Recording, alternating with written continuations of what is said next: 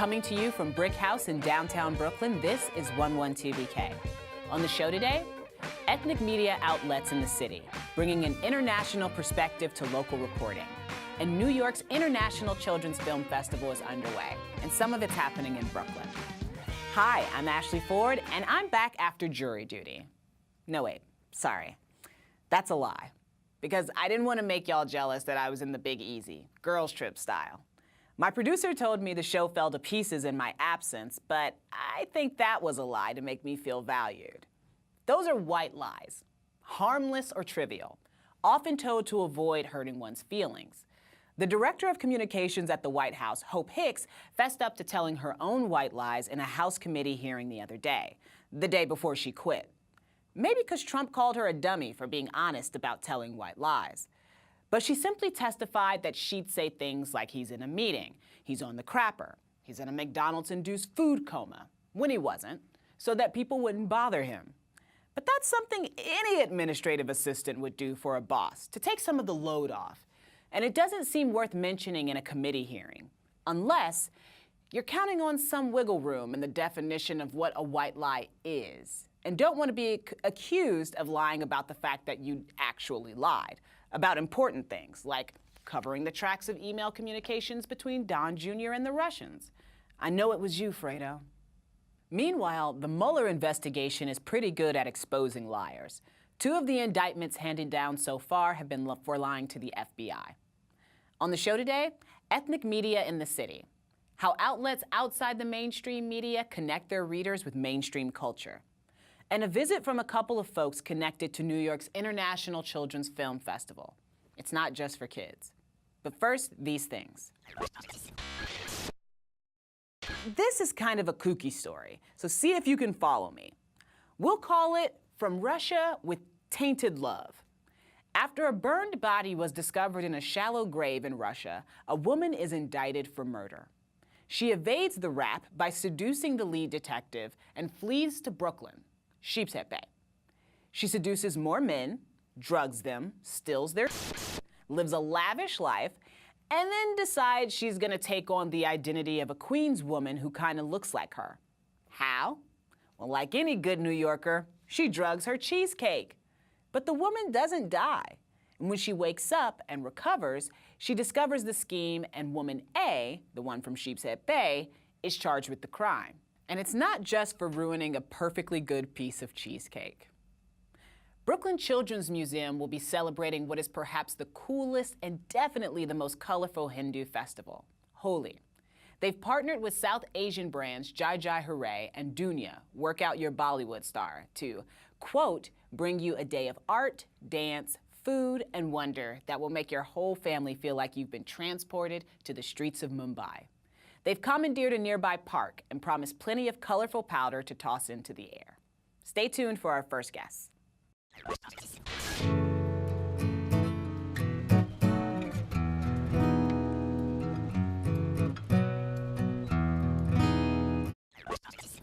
Mayor de Blasio has called New York a tale of 2 cities.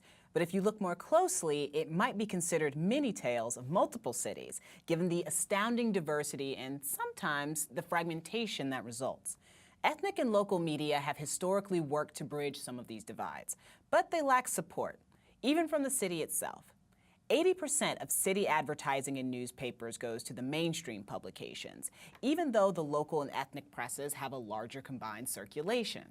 To talk about local and ethnic presses and their efforts to bring their community concerns into the mainstream and vice versa, we have Mike Hong, reporter for World Journal, a city-based Chinese language paper. Welcome to 112BK, Mike. Thank you. And multimedia journalist Maria-Christina Raghavan.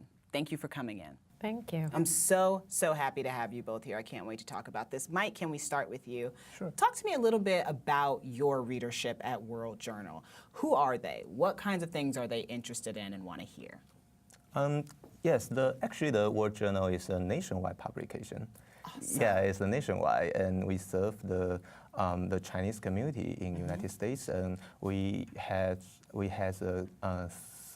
the calculation of more than 300,000 per day, nationwide. Wow. Yes, and most of our readers, of course, like other ethnic media, most of our readers are the first generation immigrants who feel more comfortable to read in the language they are most familiar with. Right. And also they trust better the journalists who can speak their own language and also can understand the culture. That's super understandable. Yeah. Is that, when you say 300,000 circulation, is that print? Or does that include? It's only print. And we also have a website, has millions of visits. Millions? Yes. So once you get into, once you get into the digital part, it's millions. But just the print is 300,000 worldwide? Yeah, it's nationwide. Nationwide in the United States. Fantastic, fantastic. Ramaa, how about you? Who are you writing for these days? What types of stories are you writing? I'm actually writing for Red Hook, the Red Hook Star Review. So I do a few stories about the community at Red Hook. Right. I did a very big piece about the 5-year anniversary of Hurricane Sandy and how Red Hook has overcome, and built itself back up into becoming a vibrant society again. So I did a really big piece about that. Interviewed a lot of shopkeepers and bars and to see how they were recouping, 5 years after. What did you learn from that? Now I'm interested. Actually, I was a bit disappointed because Red Hook suffered a lot of damages, and especially the bars that are on Van Brunt Street, they have just rebuilt back, and not taking into account if there is another Sandy. Right. That could happen. I mean, they're going to be dissolved again. So they haven't taken precautions.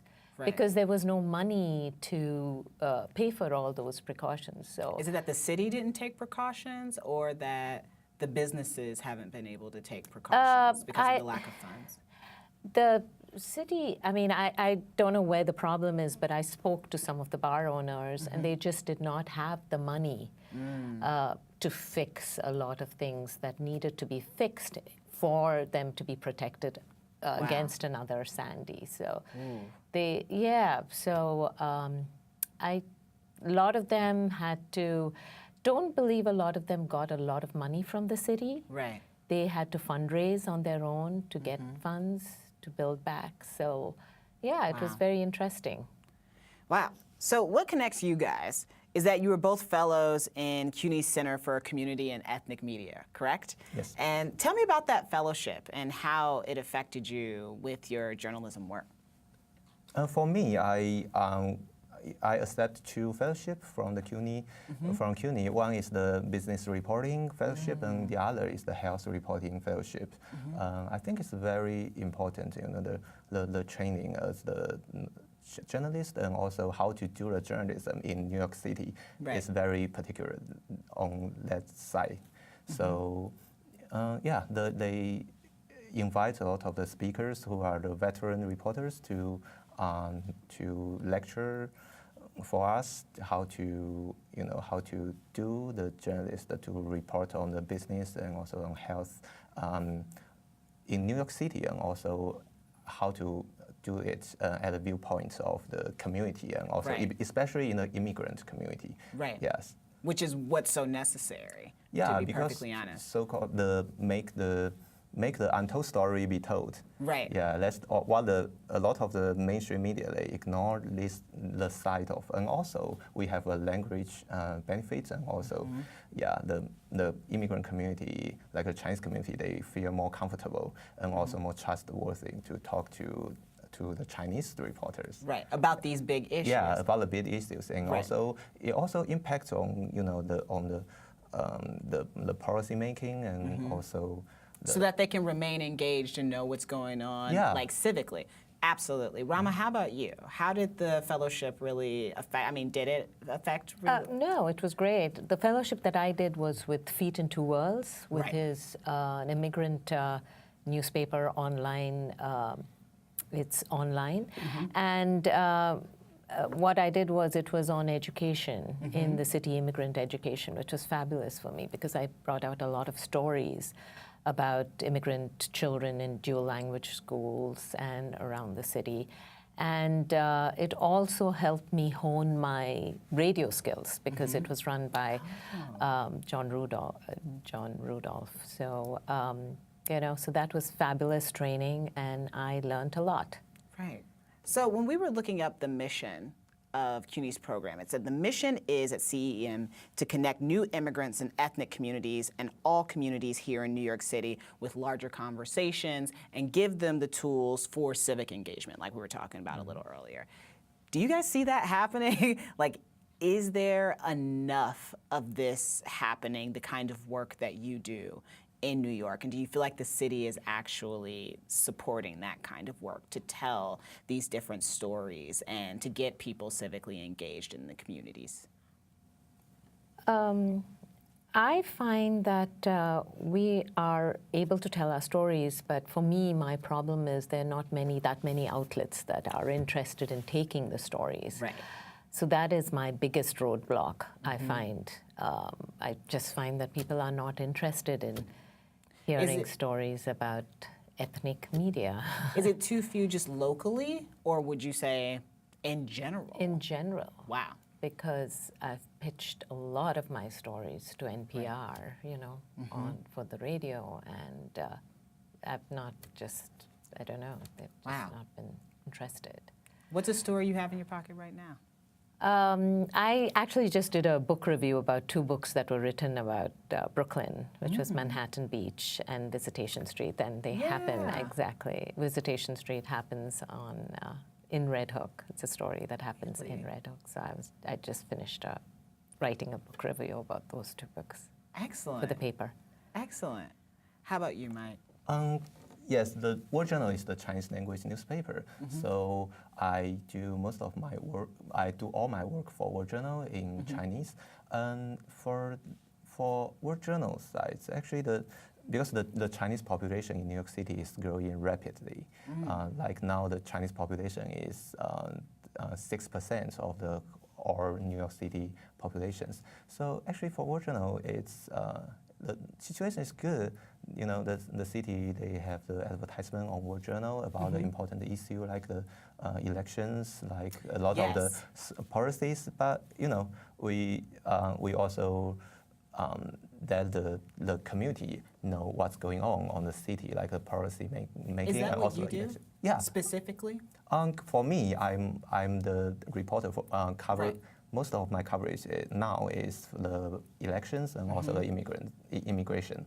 So, do you find that people would not get that information if it weren't for World Journal, if it weren't for publications that wrote it in Chinese and that communicated the Chinese concerns from a Chinese, like that's what I'm wondering is if we don't have somebody like you doing this work, do people get this information at all?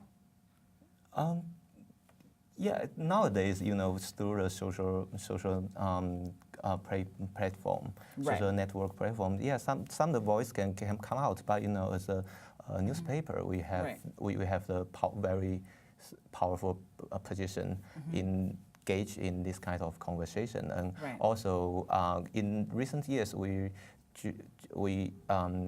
do a lot of work to encourage the community, like to participate in the elections.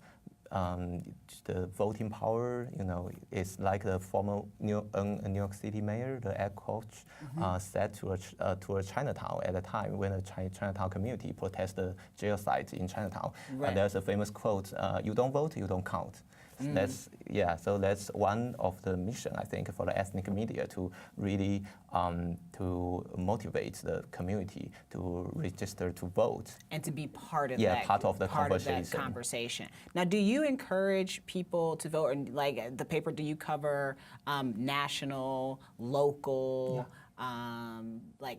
Even city council members and things like that? Like, do you guys make sure people know about that? Yeah, sure. Yeah. Sure, of course. So it runs the gamut. Good, because sometimes I worry that people hear a lot about national politics and then they don't hear enough about local politics, but you guys are covering it all, so it's really not Actually, a problem. Yeah, it's important to let the people know who run for this office and Right. how their succeed can impact on your daily life. Right. Yeah.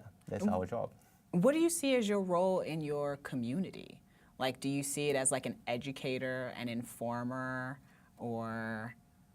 Yeah, it's kind of the both. You know, we have the privilege and also the great responsibility to be a voice for the community. And we also another role of our job is the bridge to the community, our own community, and to the outside community, the mainstream, also the other communities, to let them understand what the Chinese community think and what the Chinese community need. Yeah. Wow. And Ramaa, do you feel similarly? I see you nodding. Yes, no, I feel very strongly about it because I feel America is a country of immigrants and we each need to learn about each other. And for instance, I did a big piece on domestic violence that occurred within the Afghan community. How many people know that? I mean, firstly, they don't even know about the Afghan community, which is a big community that lives in Queens.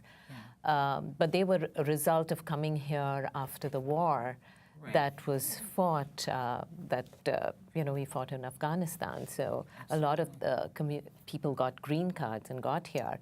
And, but they've settled here, but there's these issues that are going on in the community. And I feel that the community is pretty good in getting services from the city to help them. But I feel it's necessary for us to tell their stories so that the rest of the country knows what's going on with people that live here, because otherwise we would be so isolated and living in our own worlds. We need to tell the stories, and it has to be on all mediums. It has to be on radio, it has to be in print, it has to be in video, because we have to celebrate our diversity. I feel very strongly about this. I agree with you both. I agree that that's important, and I agree that we need more of it. So hopefully we get you guys even more support than what you have now to continue to tell these important stories.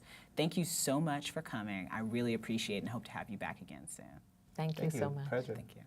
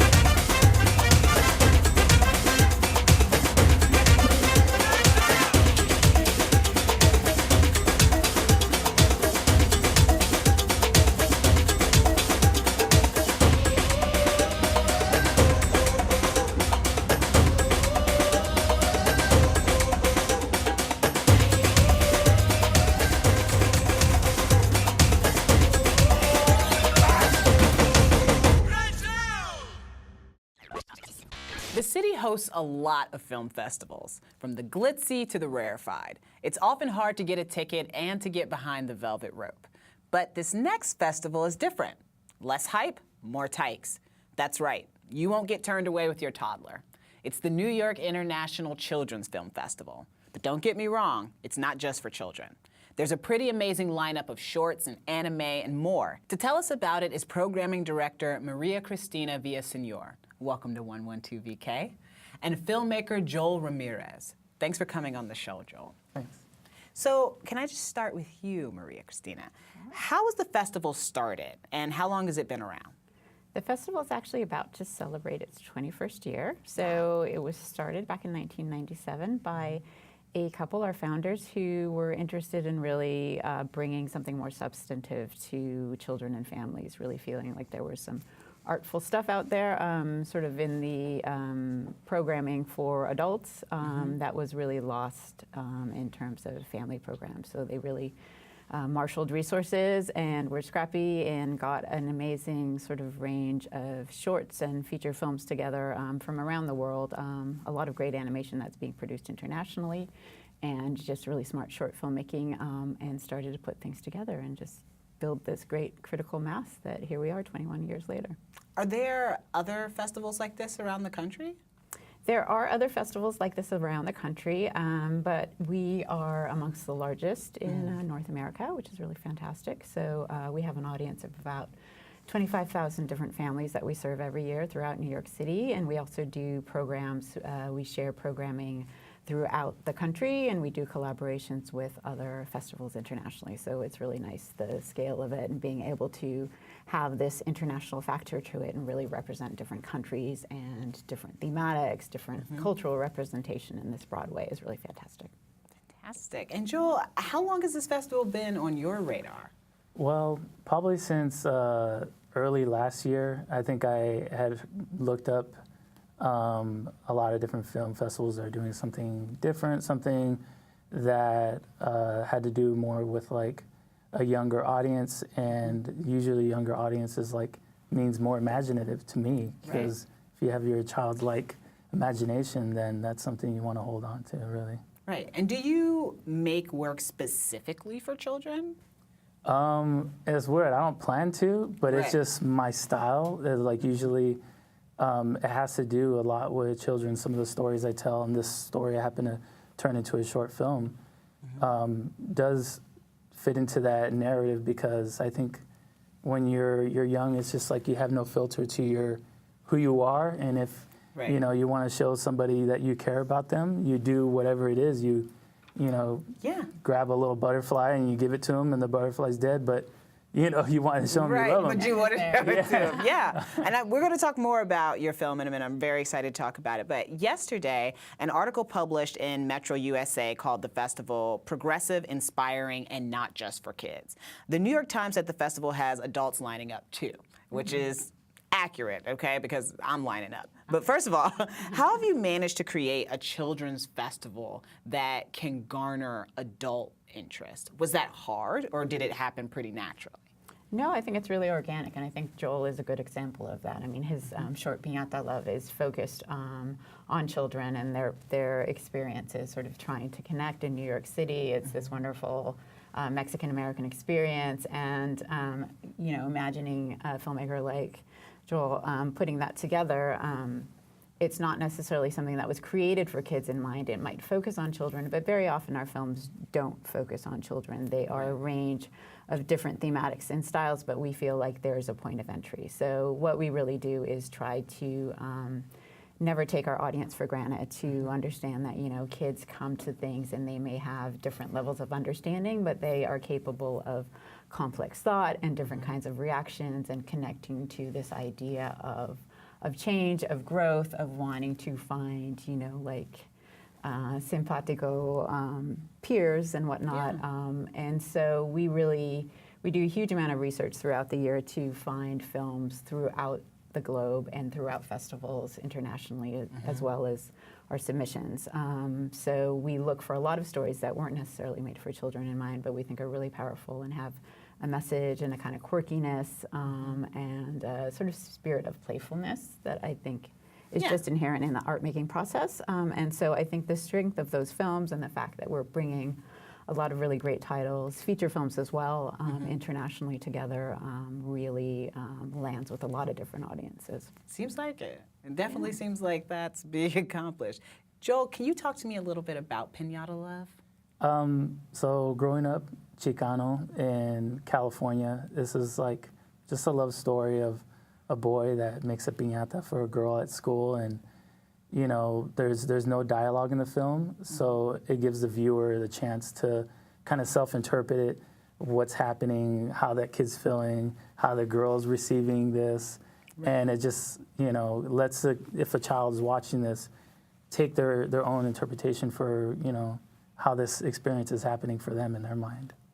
I love that. I love it. I can't wait to see it, first of all. And we're almost a week into the festival. So how's it been going so far? It's been fantastic. I mean, the irony is that it is a challenging festival to get into. We do have a lot of sold-out shows. So we had a really great weekend. We debuted some wonderful stuff. We also have been premiering some things that are on the forefront of streaming. We had a new series called Hilda that's based on a graphic novel. And so that was a wonderful collaboration between Canada, UK, and the US.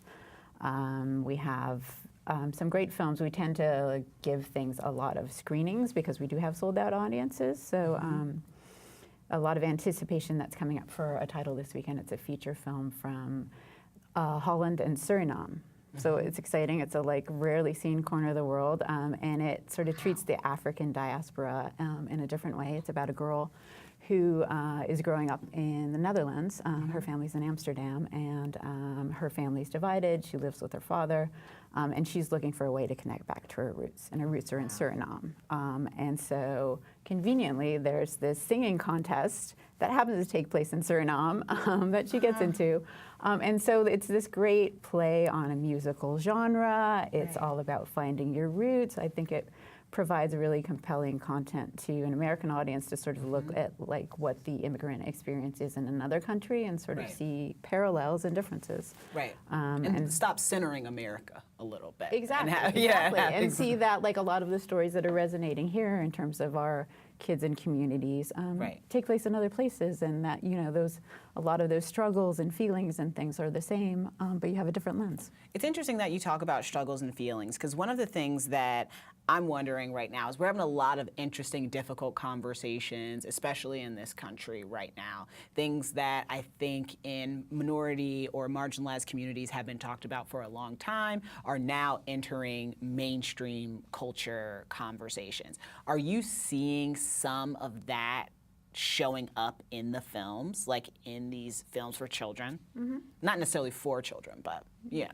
Yeah, exactly. I mean, I think that there is always some really interesting content that's there, things that come out organically of the work, and sometimes I think in these particular cultural moments, we also try to be responsive about that. So Joel's piece, Piñata Love, is in a program that we're doing called Friends and Neighbors Mexico. So last year we created a spotlight where we really wanted to give a platform to other countries, bring that dialogue in, and for us, friends and neighbors, and the idea of really having that connection with Mexico and emphasizing that sort of breaking down of borders was important. So we have things that are a little more overt perhaps in that sense, but that goes throughout, and that goes in an international kind of fashion as well.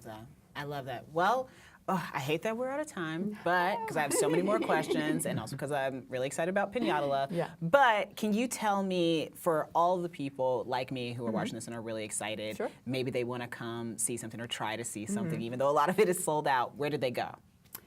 We have a number of different venues, so you can check out our website. It's nyicff.org.